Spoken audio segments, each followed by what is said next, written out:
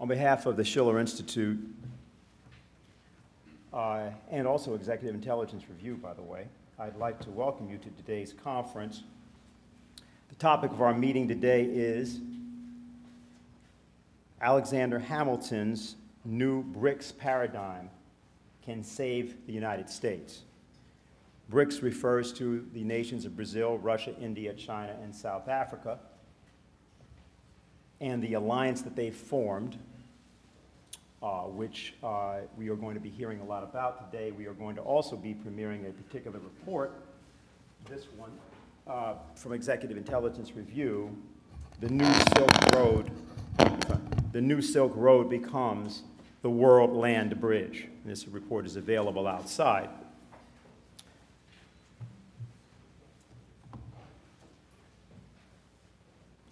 Alexander Hamilton was a student at King's College, which is now called Columbia University. He became a student here at the age of 16 in 1773. He wrote his first defense of the American patriot cause in 1774, the following year. He defended the new United States only a few hundred yards from here as the head of an artillery brigade in 1776, the Battle of Harlem Heights. Hamilton fought at the battles of Long Island, White Plains, Trenton, Princeton, Georgetown, Brandywine.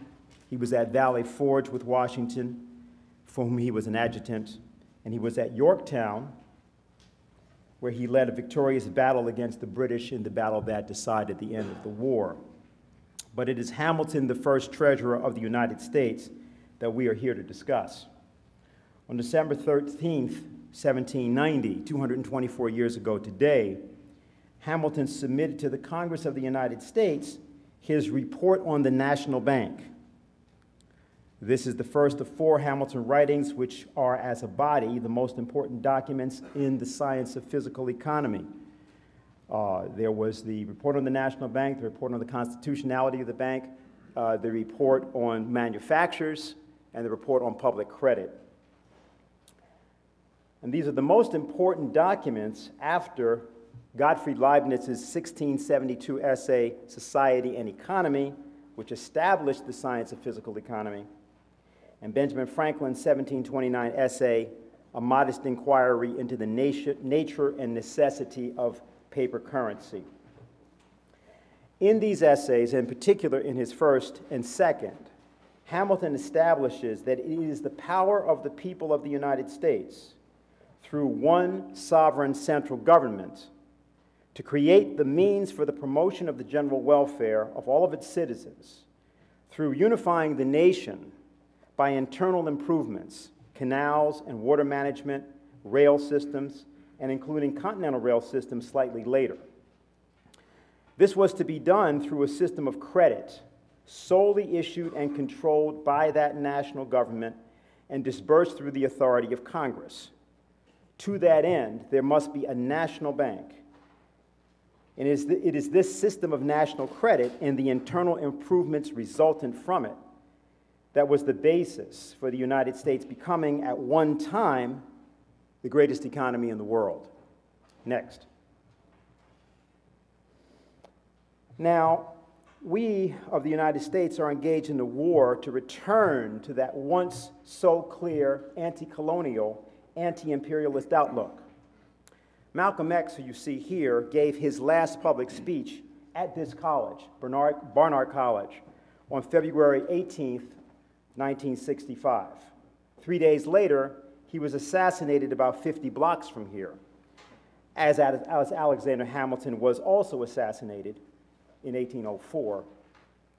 In the course of the remarks that Malcolm X made that day when he spoke at Barnard, he said, quote, "We are living in an era of revolution, and the revolt of the American Negro is part of the rebellion against the colonialism and oppression which has characterized this era." At that time, when Malcolm spoke those words, the non-aligned nations of Africa and Asia had recently held their conference in Bandung, Indonesia, 1955, in April. And in opening that conference, President Sukarno had observed, "The battle against colonialism is a long one. And do you know that today is a famous anniversary in that battle? On the 18th day of April, 1775, just 180 years ago, Paul Revere rode at midnight through the New England countryside, warning of the approach of British troops and the opening of the American War of Independence, the first successful anti-colonial war in history." That ends the quote. Alexander Hamilton, however, went much further than merely winning the war. He provided the economic means to win the peace by campaigning for and securing, together with Washington, Franklin, and others, the sovereign United States, complete with the means to internally finance the growth and development of the United States. Next. Discoveries and inventions realized as what Hamilton called manufactures were the means to liberate the fledgling United States from British control. But how would new generations of Americans be developed to do the same thing? It was through the educational methods of Johann Friedrich Herbart that the United States was to be educated. This is an almost completely forgotten story now, but in the first 100 years of our republic, it was Herbart's method, not the methods of the likes of John Dewey, British methods, in other words, that dominated American education. Herbart wrote a book entitled "On the Aesthetic Revelation of the World as the Chief Work of Education." Its first sentence makes clear his outlook. Quote, "The one and the whole work of education may be summed up in the concept morality." It was the reading of Schiller's Letters on the Aesthetic Education of Man in 1795, at the age of 19, that convinced Herbart to devote his life to education. He was the inventor of the science of pedagogy.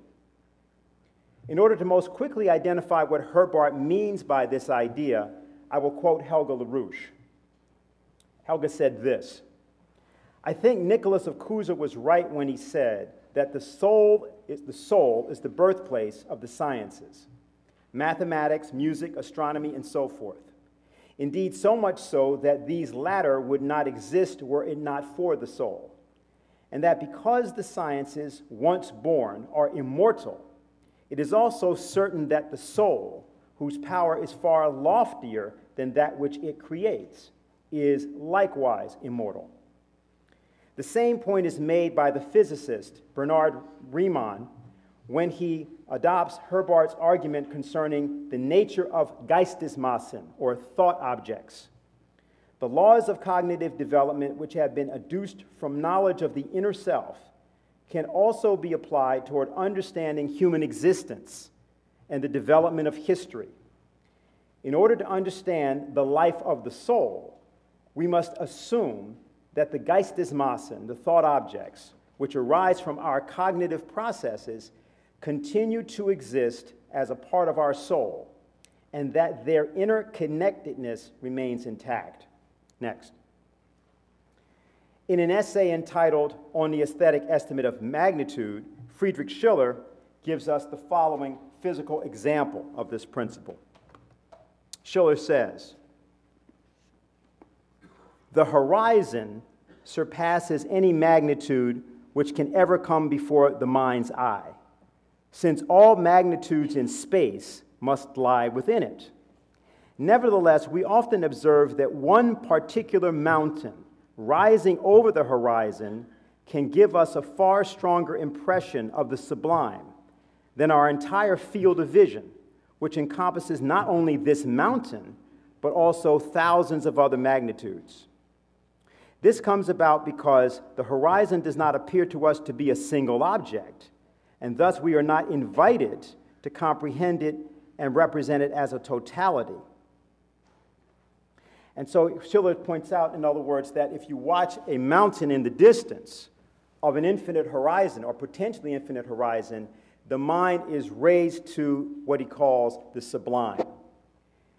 In that same way, national objectives in the way of internal improvements adopted by nations as the forcing medium for not merely increasing wealth, but of developing national character, were the outlook of Hamilton's National Bank, and they are the outlook of the Brics nations. The idea of five-year plans, the idea of long-term goals, the idea that there is a future which is here and that all things that are being done to extract value from objects or from people are ever increasing in value, that there is no absolute value to a commodity or to a particular labor form of practice, but rather that these values develop and evolve as one moves toward the horizon. This is the idea of magnitude, which is the proper idea of physical economy, and it was that idea that Hamilton's National Bank and his many other projects, such as the Society for Useful Manufactures, sought to develop. Next, please. One of Hamilton's closest collaborators, Isaac Roosevelt, was the ancestor of New York Governor and President of the United States, Franklin Delano Roosevelt, whose New Deal, far from being a merely pragmatic try-what-works approach, was in fact informed by FDR's study at the age of 18 of his great anti-colonial ancestor.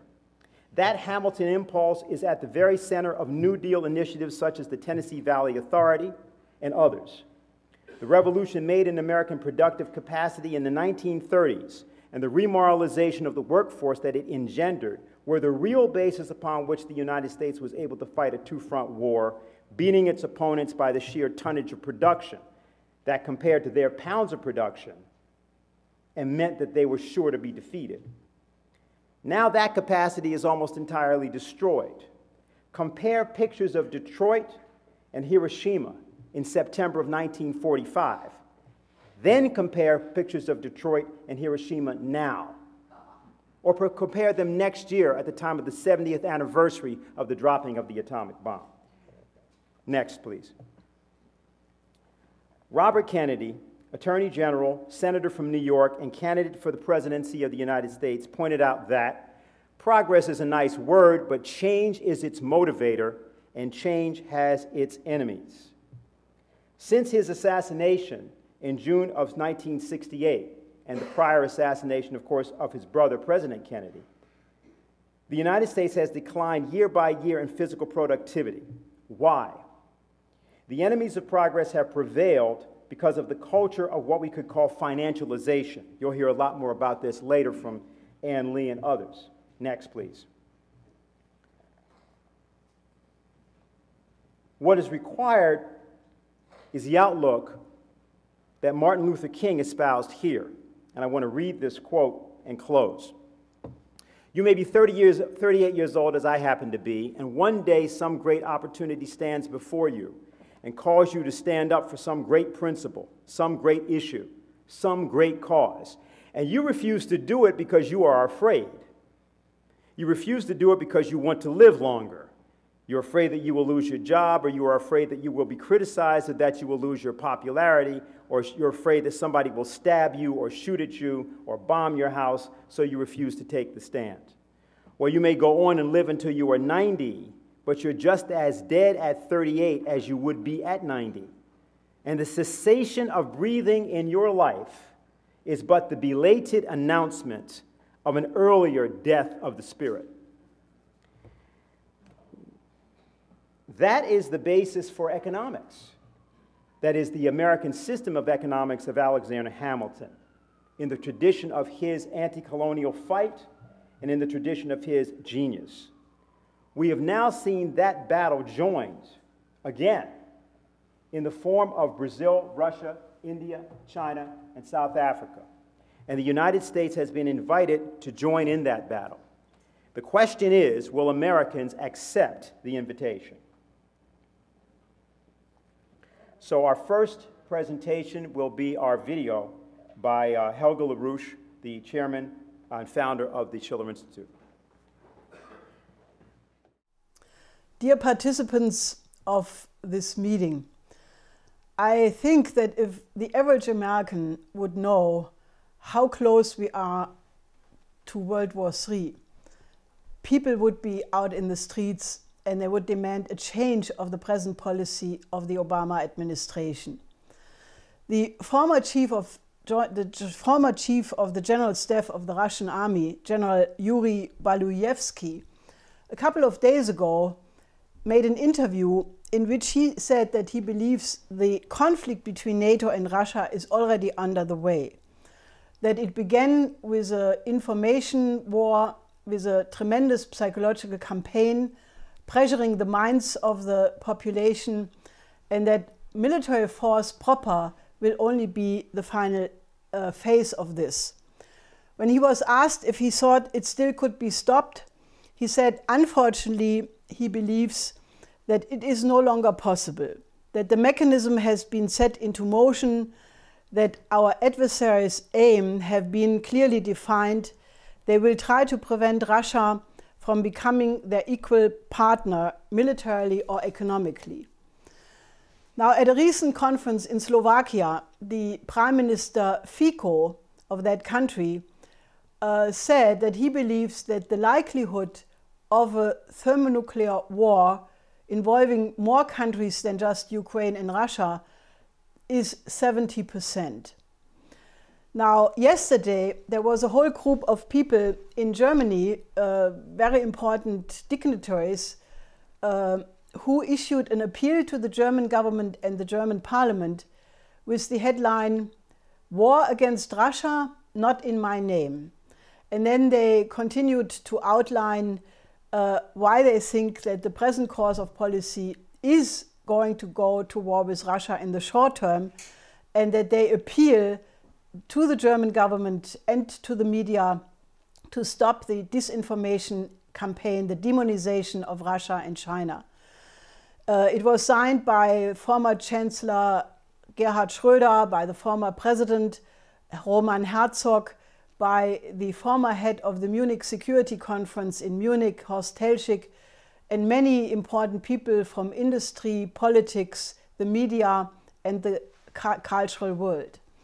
Now that is very good, because we are right now on a confrontation with Russia in the short term, which can only mean the extinction of civilization.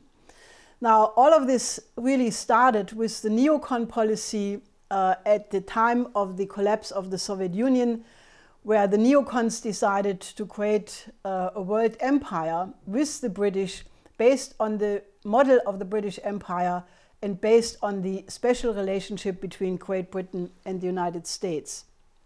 And all the steps which have been taken since, the colored revolutions against Ukraine, Georgia, the attempt to do so in many other countries in the world, to cause regime change among all countries which would not submit to this idea of the empire. The promise at the time of the German unification not to expand the borders of NATO to the Russian border was obviously broken. The sanctions, as Foreign Minister Lavrov recently said, against Russia are not really aimed to force Russia to change its policy, but to create such havoc economically in Russia that the Russian population would turn against Putin and topple his government, and then go for the dismemberment of the Russian state.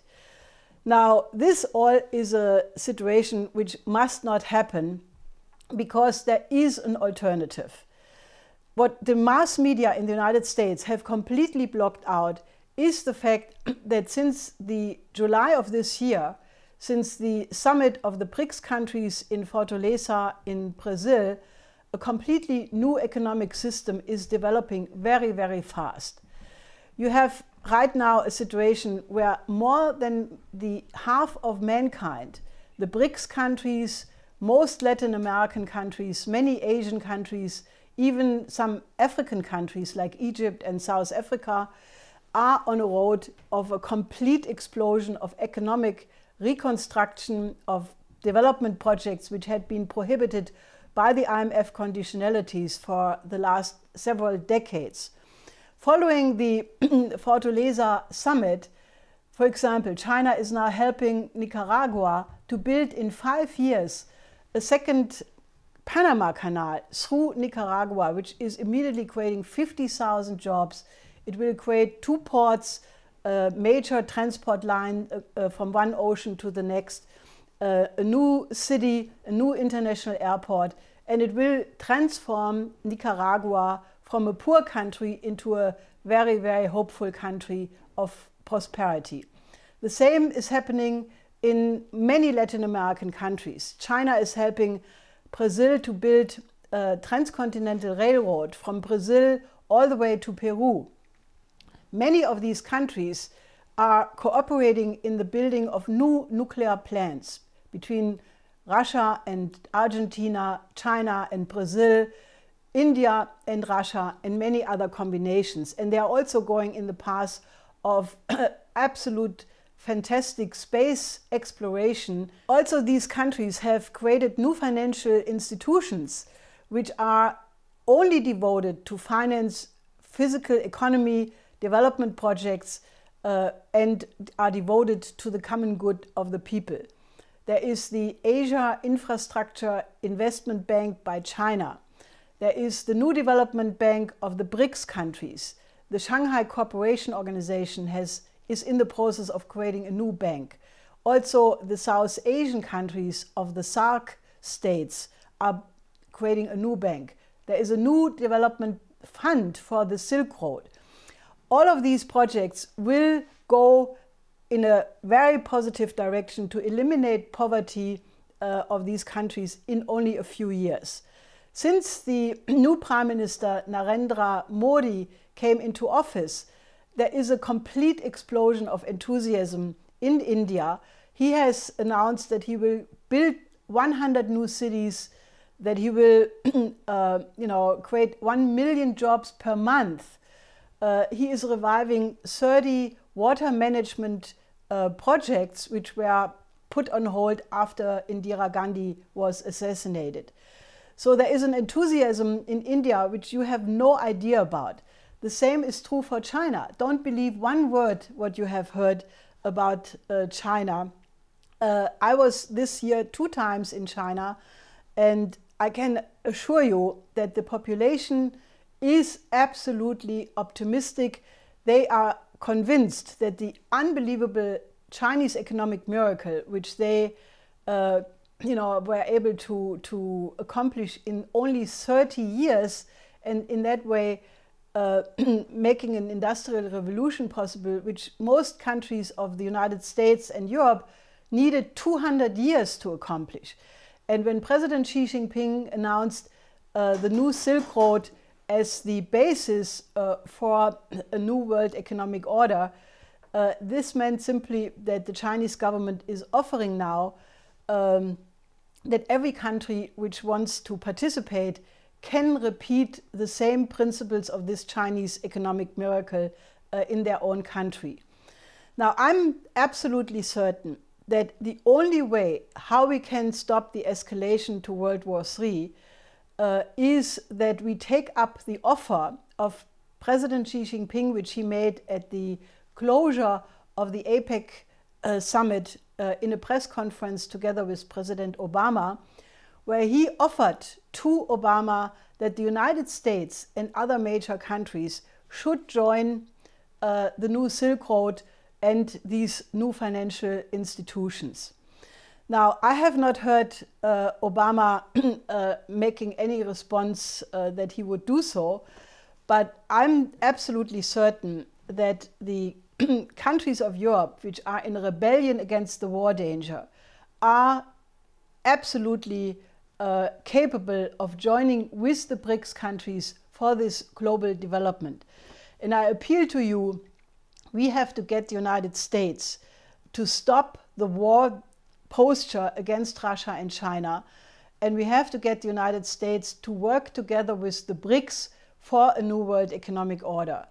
We will only come out of this mortal danger to the existence of civilization if we get the United States to join the new paradigm which these countries are already living in.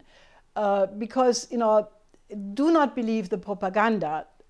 China is based on Confucian ideals right now. India has revived the great spirit of Mahatma Gandhi and Nehru. And that optimism is profound, and it has been contagious for the populations of these countries.